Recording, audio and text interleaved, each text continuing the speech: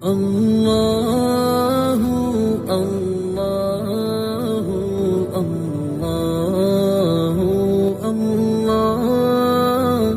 اللہ اللہ اللہ۔ آج کا سبق سورۃ الواقعہ سے ہے۔ اس سورت کا ترجمہ تفسیر سے پہلے تھوڑا تعارف اس کا سن لیں۔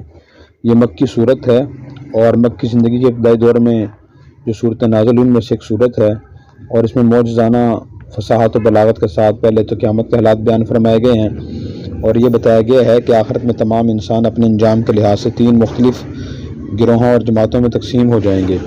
ایک گروہ اللہ تعالیٰ کے مقرب بندوں کا ہوگا جو ایمان اور عمل صالح کے لحاظ سے اعلیٰ ترین مرتبے پر ہوں گے۔ دوسرا گروہ ان عام مسلمانوں کا ہوگا جنہیں ان کے نام اعمال ان کے دائیں ہاتھ میں دیے جائیں گے، اور تیسرا گروہ ان کافروں کا ہوگا جن کے اعمال نامے ان کے بائیں ہاتھ میں دیے جائیں گے۔ پھر ان تینوں گروہوں کو جن حالات کا سامنا کرنا پڑے گا اس کی ایک جھلک بڑے مؤثر انداز میں دکھائی گئی ہے۔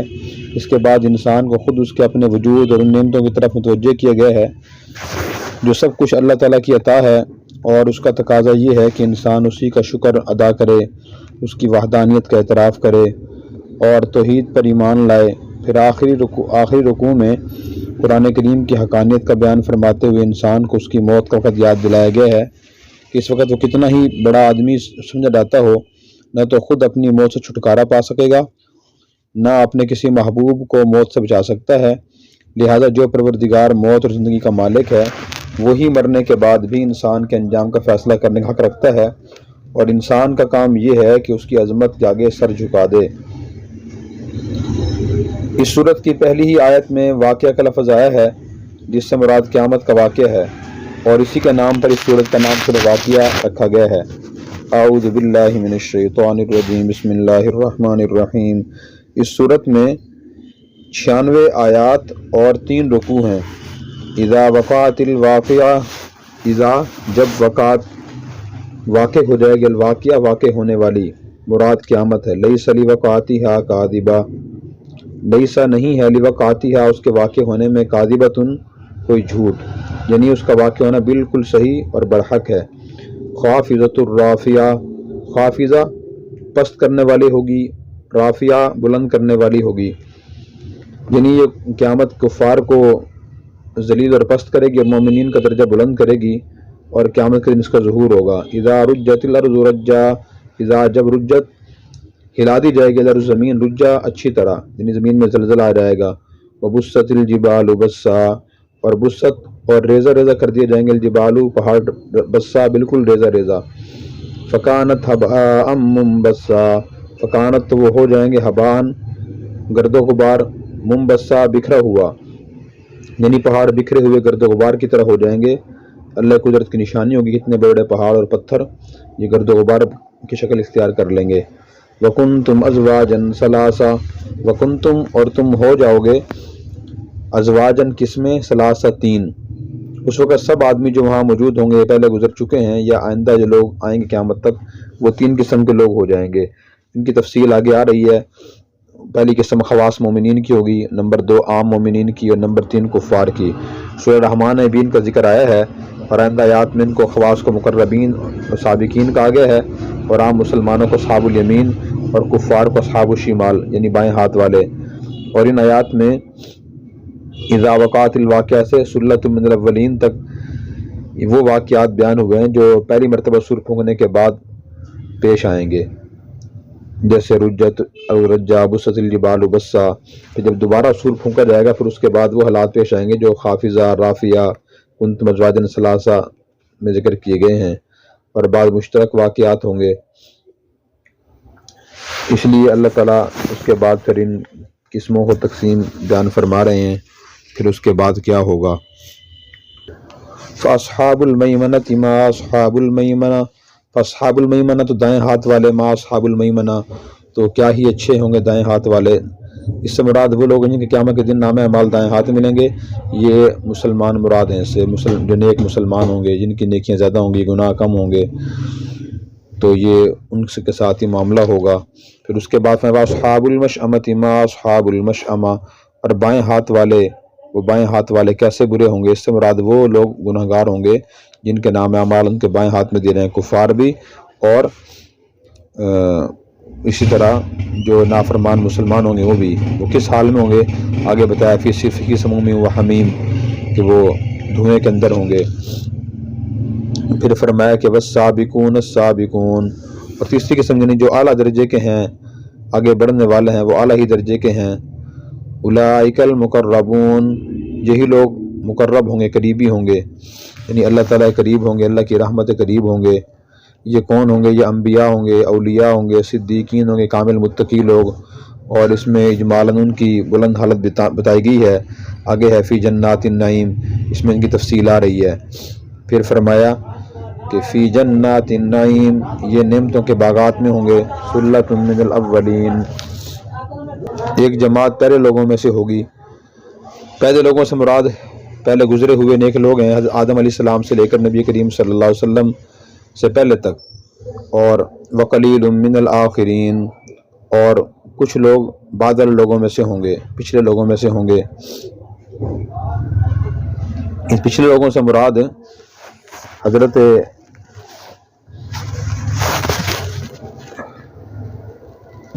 نبی کریم صلی اللہ علیہ وسلم کے زمانے سے لے کے اور قیامت تک جو لوگ خاص لوگ آئیں گے تو وہ اس سے مراد ہیں۔ تو اللہ تعالیٰ نے فرمایا کہ بہت سے لوگ تو متقدمین یعنی مقرب لوگ ہوں گے، وہ پہلے لوگوں میں سے ہوں گے۔ اس کی وجہ یہ ہے کہ آدم علیہ السلام سے لے کے نبی کریم صلی اللہ علیہ وسلم زمانہ گزرا ہے، اس میں اللہ کے مقرب لوگ زیادہ گزرے ہیں، اس میں انبیاء علیہ السلام بھی ہیں، اس میں ہر نبی کے صحابہ کرام بھی ہیں، وہ لوگ بہت زیادہ تھے۔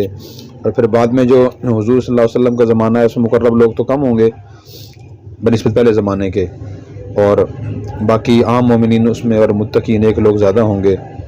اب پہلے مقربین میں تو پہلے متقدمین میں انبیاء اسلام لاکھوں میں گزرے ہیں، اس لیے جو اللہ کے مقرب لوگ بعد کے لوگوں میں ہیں وہ کم ہوں گے۔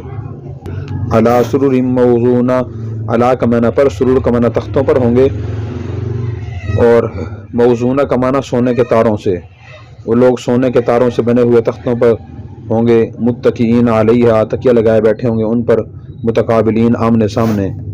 حضرت عبداللہ بن عباس نے یہ تفسیر فرمائی ہے اس کی، یطوف علیہم ولدان مخلدون، یطوف چکر لگائیں گے علیہم ان کے پاس، ولدان لڑکے، مخلدون جو ہمیشہ لڑکے ہی رہیں گے۔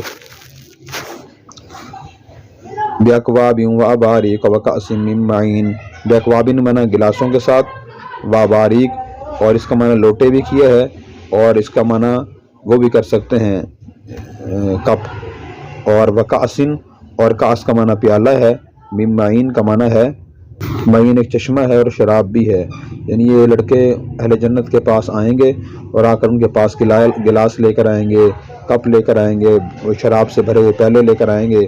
لا یصدعون عنہا ولا ینزفون، لا یصدعون، نہ جنتی لوگوں کے سر میں درد ہوگا، عنہا اس شراب سے، ولا ینزفون، اور نہ ان کی عقل میں فتور آئے گا، نہ عقل میں کمی واقع ہوگی۔ وفاکہۃ مما یتخیرون، وفاکہۃ اور میوے ہوں گے، مما یتخیرون جو پسند کریں گے۔ ولحم طیر، اور لحم گوشت ہوگا، طیر پرندوں کا، مما یشتہون جو ان کو پسند ہوگا۔ وحور عین، اور حور عین اور حور عین ہوں گی۔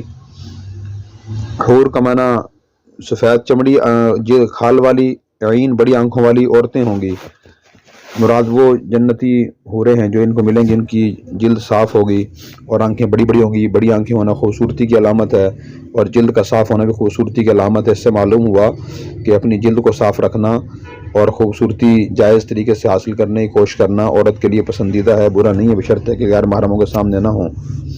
کامثال اللؤلؤ، موتیوں جیسے، المکنون جو چھپائے ہوئے ہیں، یعنی عورتیں ایسی ہوں گی جیسے وہ چھپے ہوئے موتیوں صاف ستھرے ہوتے ہیں۔